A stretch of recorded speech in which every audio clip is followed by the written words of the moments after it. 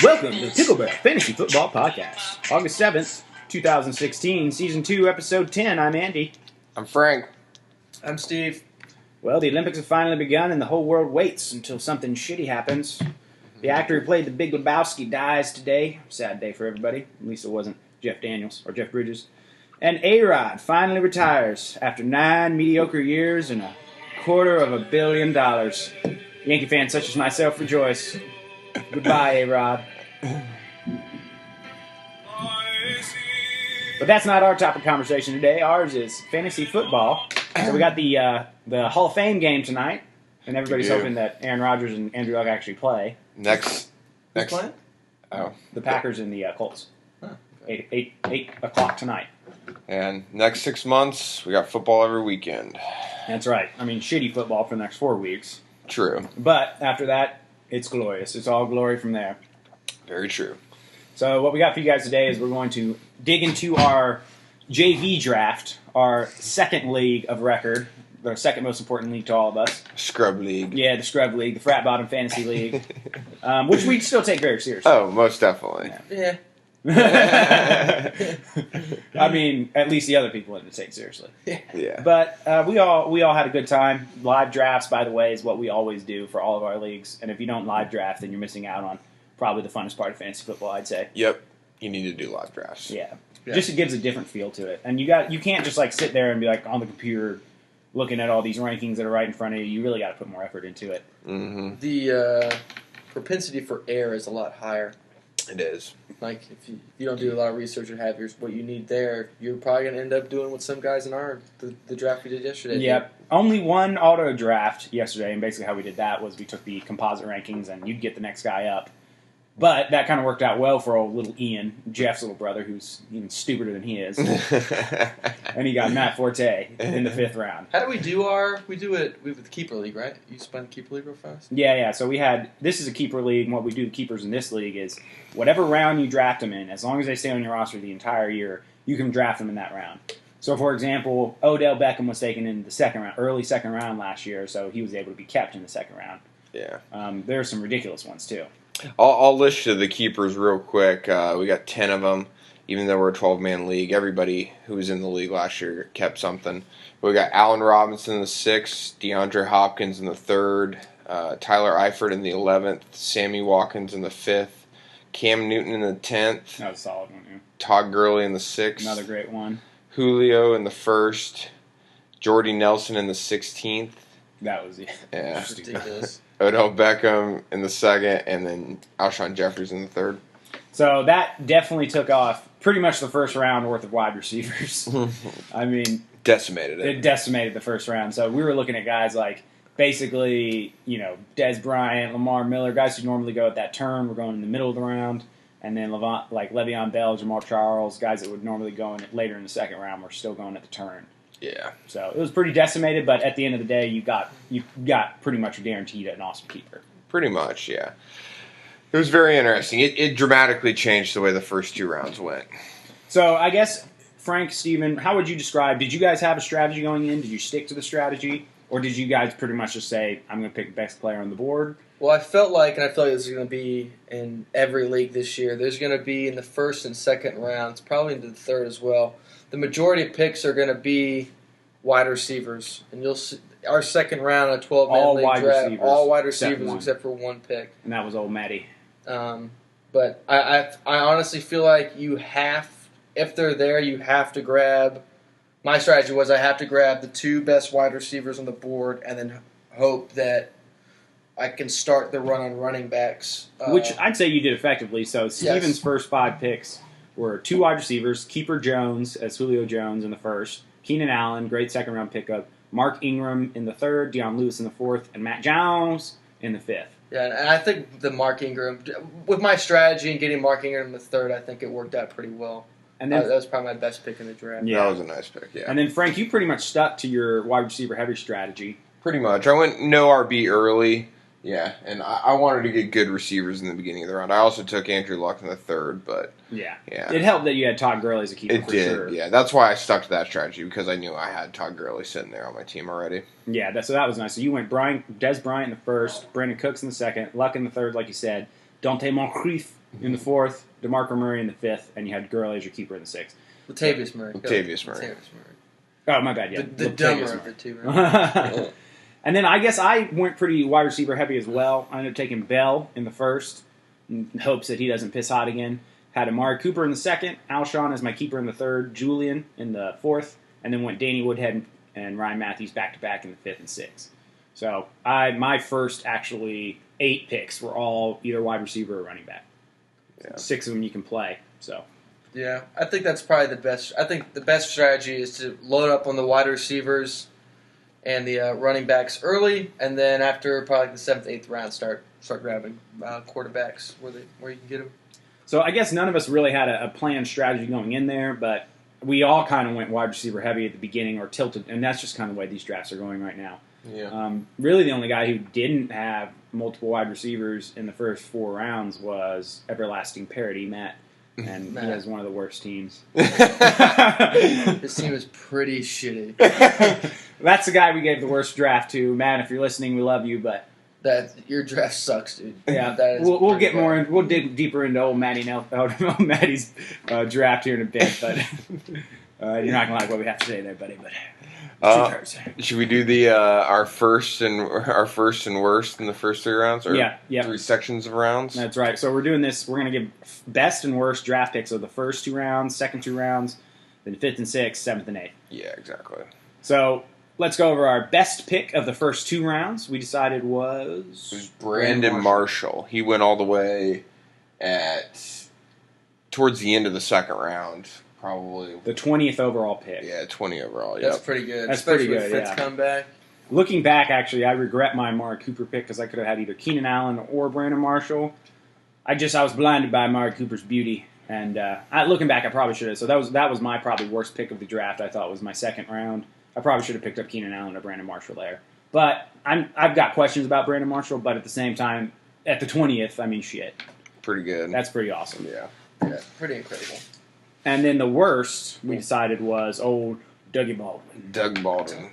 Went before Brandon Marshall. Or Keenan Allen, or T.Y. Hilton, or Brandon Cooks, or Randall Cobb, or Demaryius Thomas, all of whom, or Jarvis Landry, all of whom I think are way better than Doug Baldwin. I mean, I guess he picked him just because he had 6 touchdowns in 3 games last year. Yeah, we've talked about Doug Baldwin. Yeah. He was on my hate list, on my overvalued list, and he was basically that late season trap player where they do awesome in the later games of the season, and everybody's like, oh, well, they're going to do that all season. I would not consider drafting Doug Baldwin until the 4th round.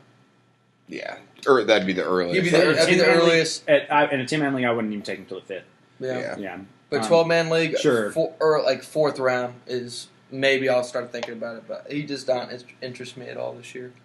Me neither. Yeah, I agree with you guys. I would say wait until 50th overall pick, 60th overall pick before you start thinking about him. Way too early there. Granted, we have all those amazing keepers, but the 16th overall pick there is just not. You don't want to take him there. That you're talking middle round, 2nd round for a 10-man league. Oh yeah. So all right, and we also had. I want to talk about another terrible pick, Golden Tate, in the Might as well round. mention it. Yeah. Which was again 24th pick. Yeah, 24th overall pick. Way too early, even with the awesome keepers. He took him before Devontae Freeman. Or Jarvis Landry. Yep. Or Kelvin Benjamin. Eddie Lacy. Or Andrew Luck. Or Jordan Reed. Mark Ingram. It was pretty ridiculous. So, I mean, granted, this is not a league of professionals. A lot of them are just very casual players. But still, overall, that's the type of league you're most likely in, an office league or whatever, maybe a group of buddies, so you have some sort of taco of the league that's going to make these easy mistakes and push up some of them better players for you. Yeah. All right, so let's talk about 3rd and 4th rounds. Yeah. We gave Stevo the best pick with Mark Ingram late in the 3rd round. So we're talking close to the 30th overall pick. Yep. You can't pass on there. No, that was huge value. That was ridiculous. He should never have slipped that far. No, he's my number 22 overall player. And granted, this is half PPR. Even with the PPR format of it, 30th overall is real late for him. You know, we've kind of been wondering about how much value people are going to get at the running back because of all the receivers that were going so early. Mm-hmm. I think we saw it. There's even more like this. LaShawn McCoy went at the very end. Doug Martin didn't go until the 4th round. Yeah. All these pretty decent running backs went very late in this draft. I Yeah, think what you have to absolutely. do, if you're able to get 2 good running back or 2 good wide receivers, and like I know a lot of guys are going to be all wide receiver heavy. That's their strategy. It's just zero running back strategy. I feel like that's great and all, but if you can get 2 good wide receivers, it's best to start the run on running backs and grab the value because you're going to get great value on running backs. So if you can start it, get 2 good wide receivers. More than likely, you're going to be able to get some pretty great running backs. Yeah, what's awesome is if after the third round. if you're in like the late third round and you can hit that back-to-back corner, that fence of the third, fourth round, that's a great place in a 10-man league to pick up running backs. With the 30th and 31st overall, you're looking at guys falling to you at least, talking about Latavius Murray, DeMarco Murray, those guys at the worst. You're most likely getting LaShawn McCoy, Doug Martin, Mark Ingram. One of those guys, Eddie Lacy, may fall to you. So that's a great spot to be in. If you're at that 10th pick in the 10-man league, you then pick up the 30th and 31st overall, which is pretty awesome. What was the worst pick in this? I don't know what it is. The worst pick in this one was Zach Ertz. We have to say Zach Ertz in the 4th. So that was our worst pick of the 4th and 5th rounds. That was so dumb. Yeah, that's a terrible pick.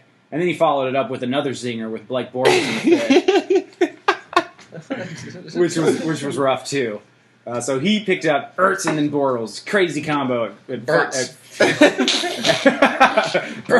He got the old Bertz at 4 and 5. He got Ertles. Which he could have taken that exact same combo. It's probably 7 and 8.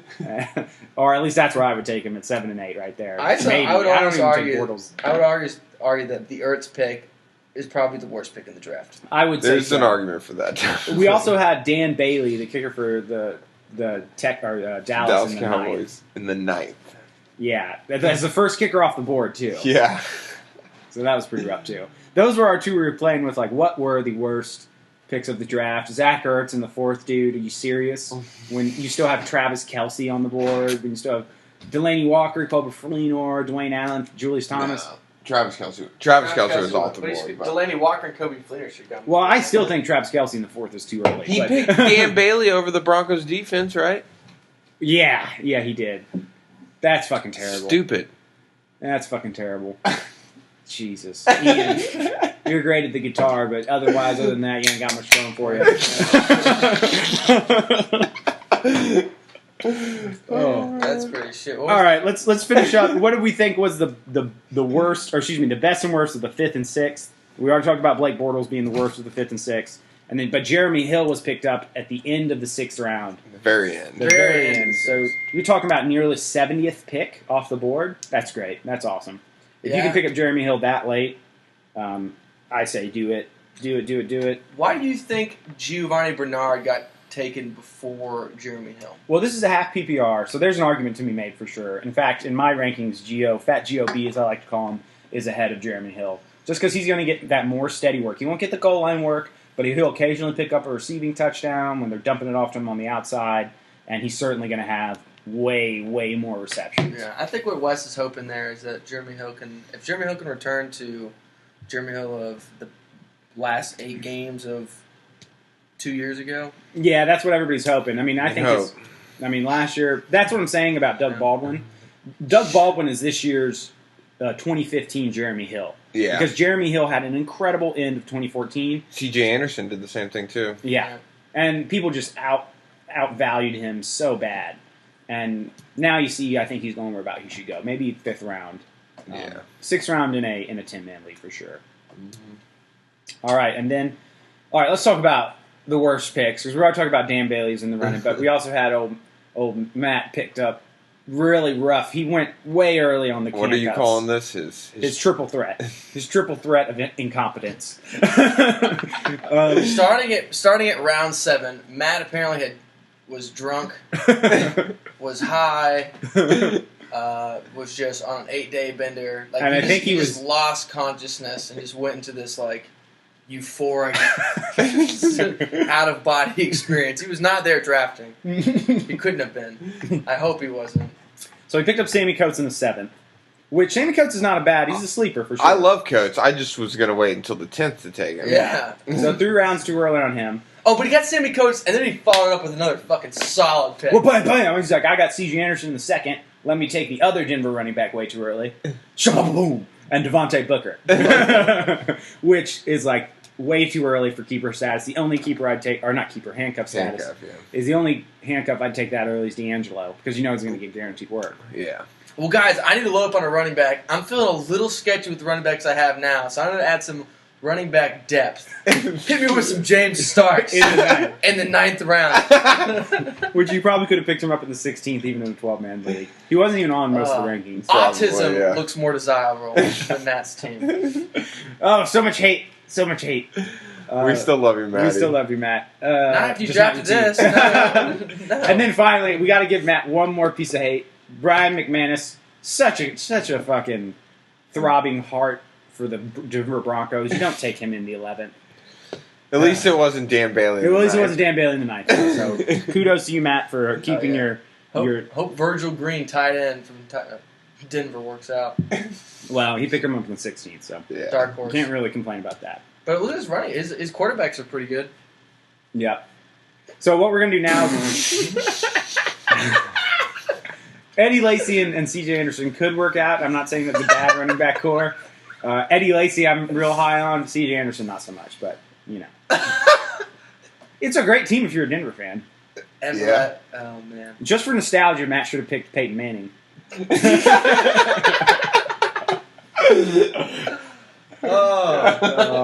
Everlasting parody. What does it even mean? What does that mean? We have some doozies of some names in this league. We'll save some of them for later. But all right, we got to also talk about. We're going to give you one team apiece from our lock to make a playoffs. Break it down. Our chode, the race for the chode, which is our opposite, the consolation bracket, which. We like to have the consolation brackets in our league just to see who loses. Yeah. And Jeff had to do the punishment in this year's league, which for our league in Frat Bottom, the punishment is you have to sing the national anthem from Whitey Tidies. Yep. It was a pleasant surprise for my wife. Yeah, that's right. Hopefully your wife will get to do it one of these. Yeah. In a movie of solidarity, we've already talked about this. Steven will most likely go up and Whitey Tidies himself. No, my wife's going to do that shit. I'm not doing that. She wanted in the league. She's going to do it. She has to abide by the rules, which... She's going to do it. Yep. And then we'll talk about our lock, our bubbles, and our race for the chode team. And so we'll go over all three of those. Let's talk about our best lock. So we're going to pick one, guys. Should we talk about Ian, Frank, Steve, or Cliff? Let's talk about your team, Frank, just because you know it pretty well. Okay. I mean, I went wide receiver heavy. I took Des Bryant and Cooks in the first 2 rounds, largely because it was what fell to me, and I was only going to take wide receivers. Took Luck in the 3rd. I like Luck for a rebound, and took his Dante Moncrief, his wide receiver 2, right Hopefully after that. Hopefully pick up some double TDs from that. Hopefully, yeah. And from there, I went with my first running back, Latavius Murray. Hopefully he's got some upside, being the only running back really there right now. There's some worry about DeAndre Washington, but hopefully that won't happen. Todd Gurley's a keeper. Yeah, Todd Gurley's my keeper in the 6th. So that's really why I could afford to go heavy with wide receivers, because I had Gurley in the 6th. After that, I took Gore in the 7th, stacking with Luck kind of again. I kind of did that inadvertently, went with a lot of Indianapolis players. You picked up some crapshoot wide receivers, which I like, just because the... Upside. Crazy upside. Yeah, Sterling upside, Shepard, rookies. Benjamin, Corey Coleman. Crazy upside. So hopefully one of those guys ends up being a flex play, or maybe better for you. Yeah, I mean, hopefully one of them will end up being a keeper or something like that, maybe. I mean, it could happen. They're later guys. Solid backup quarterback for Matt Ryan. And in Los Angeles Rams, Adam Vinatieri, like you said, sticking with that Colts theme, betting big on them. And rounding out the draft with a backup tight end. Who will probably be dropped in the next dropped in the next couple weeks. But you have Dwayne Allen, so real Colts heavy. So you're taking a big bet on the Colts. Yeah, you are. I did. I didn't realize that. Mm-hmm. You got a total of 4 big names on the Colts. Oh. Yep, I did. So. 5 names on the Colts, right? Andrew Luck, Moncrief, Gore, Vinatieri, and Allen. Yeah, 5. Yeah. Wow, right. Yeah, so if the Colts go down, it could be rough. If they win the Super Bowl, it could be awesome. Yeah. Team name should reflect that. Maybe it should. I need to change my team name anyway. I think Frank is homo. I put that up there because Frank refused to fucking put a placard on the board. Because I hate my team name and I need a good one. You do need a better team name. It should involve something with the Colts this year, though. Probably should. But that to me looks like a solid lock to make the playoffs, just based off the upside. I think so. And, I mean, honestly, in all those players, like, barring Andrew Luck having the worst career of his season like he did last year, I just don't see the Colts failing. I really don't. Same here. So, a solid team to go with. It's not like you're a Colts fan either. You No. give a shit less about how they do. All right, we'll talk about a bubble team. Let's talk my bubble team just because I know. So, basically, the reason we put me on the bubble was because I got one of the worst draft grades from Yahoo. I got a C minus. So I think the reason at the end of the day was because I have Josh Gordon and Le'Veon Bell drafted, and both of them won't play a snap until week 5. That's probably the biggest reason I'd imagine. Yeah. Well, and the way that they do those draft grades, if you're not tracking online, is they take your projections for the rest of the year. The guy with the highest projection gets the best draft grade. Yeah. The guy with the lowest projection gets the worst draft grade. So I think that makes sense for me. But my team is still in the bubble because if my team goes 0-4 or something like that, because I'd be playing Danny Woodhead and Ryan Matthews as my running backs for the first 2 weeks or 4 weeks, then I'm in a shitty spot for sure. Yeah. I got to pretty much win, 6 of 8 to make the playoffs at the very least. But Le'Veon Bell in the first is big risk. He could piss hot. He could. He will. He probably He could piss hot, just like Josh Gordon. I took a bet on the weed smokers. I think Josh Gordon will not pop hot again. I think he's done. I think he fucked up enough times that if he does it again, well, You figure his career is over. Yeah, but exactly. But I think he'll be straight. Le'Veon Bell, I'll give him another 2. We'll get another 2. Yeah. He could easily fuck that up. I do have a fucking legit wide receiver core, I will say. Amari Cooper, Alshon Jeffrey, Julian Edelman. And if Josh Gordon gets healthy again, Deshaun Jackson just for a buffer. Yeah, you do have a very good receiving core. The question with my team again is, do I make it past the first couple weeks? And then my quarterback's not very good. Ooh, I did see this morning. Apparently, Ebron got carted off the practice field yesterday. Yeah, we read some on Yahoo that said he was texting friends and he's straight apparently. Okay. You never know. Right now, upside, Alshon Jeffrey, of course, has a hurt hamstring as well. So that's Well, you got prospect Zach Miller, who I think is a sleeper candidate for doing I pretty like well Miller. this year. Yeah, A lot just of so people people are do. tracking, what I did is in the 9th and 10th, I went back-to-back quarterbacks with Jameis Winston, who I'm real high on, and Tony Romo, who always has the potential to do well. And then back-to-back tight ends with Eric Ebron and Zach Miller. So kind of my hope there is that out of those 4 guys, 1 or 2 of them can become an elite player in their position. That's my hope anyway. And then I rounded it out. Minnesota Vikings on defense. Graham Gano as a kicker in the 14th. So this is just what I want you guys to understand about kickers. Well, I like your handcuff and Jarrett McKinnon. Well, he's not really a handcuff for me, Well, so much as if he gets if I AP still like gets that. hurt. I like that pick though. He's Yeah, good. I'll stash him for sure for like 4 or 5 weeks, and then if I need the roster space, drop him. CJ Spiller, the reason I picked him up is because he still returns for New Orleans.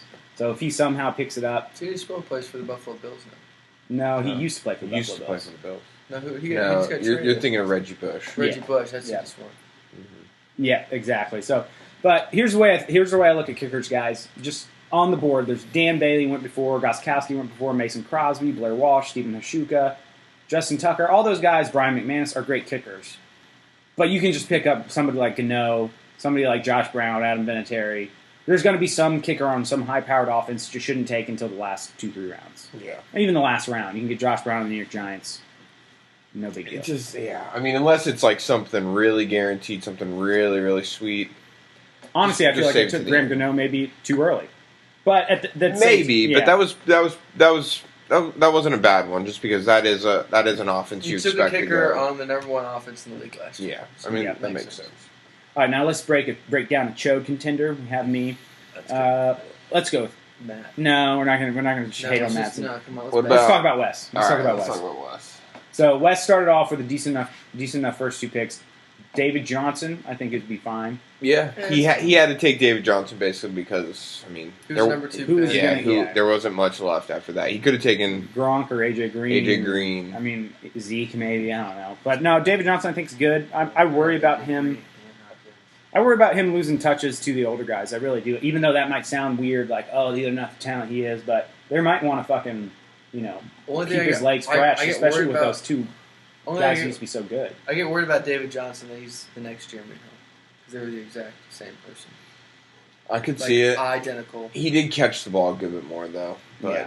But it's, I mean, yeah, I know what you mean. small sample size, you expect a lot. It was. And then Matthew Berry tells you a bunch of shit. You end up sucking dick for money for a ride home because you spent all your money at the fantasy football draft because you thought you were going to win. Thought you like, fuck it, I'll blow this extra $1,000 on strippers. And it doesn't end up happening. I'll get it back in 4 months. Yeah. Yeah, I'm going to win anyway. Fuck the budget.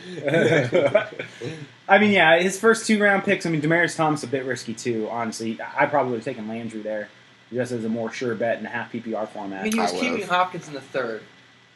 I mean, he could have had Landry, Hopkins, and A.J. Green. Yeah, that would have been sick. That would have been extremely sick. Sick. Well, and the reason we're talking about him in the Chode Bowl, the Chode Bowl is the bottom 6 teams, as a lot for the Chode Bowl, is really his next 2 picks. Because he kept DeAndre Hopkins in the third, then 4th and 5th backed it up with Burt's, Zach Ertz, and Blake Bortles. Terrible, Wes. Just terrible, Wes. What are you doing? He did win the league last year, but it was bullshit. Yeah. It was truly bullshit. I should not have set his team those 2 weeks. I should have let him fail. And then he comes back and beats me in the finals. There is no God! There is no God! And then Jeremy Hill, and that's his best pick, really. Yeah. We talked one of the best picks of the draft. Larry Fitz, It's not bad. Seahawks, a little bit early in my mind. He could have had the Broncos. Goskowski, way too early. So really wasted his 8th and 9th round with the old defense and kicker. I do love the Vikings receivers. He took Laquan Treadwell, and then 2 rounds later took Stephon Diggs. So. Oh, that's decent. One of them could end up good. Yeah, one of them could, but you'd expect Diggs to go before Treadwell. Certainly. And it's the Vikings. I mean, There was a lot of thought process there. There wasn't. Old Isaiah Crowell. The Crow, yeah, the guy who couldn't hack it at UGA and got kicked off the team. He's a pussy. I'm just going to say straight up. That kid is a fucking pussy. Like, I get it. He could kick my ass. He's a great running back. Obviously, he's in the NFL. But, dude, that guy is always fucking hurt. Fucking pussy. If you're listening, Isaiah Crowell, grow a fucking dick and quit being such a bitch. Oh, man, but he did get Martellus Bennett, and I do like that pick. He did get that pick. Good late pick.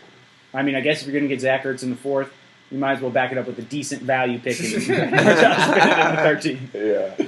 That's pretty good. Yeah. CJ Proceeds. Back up. I like that pick. That's pretty good. That's not bad.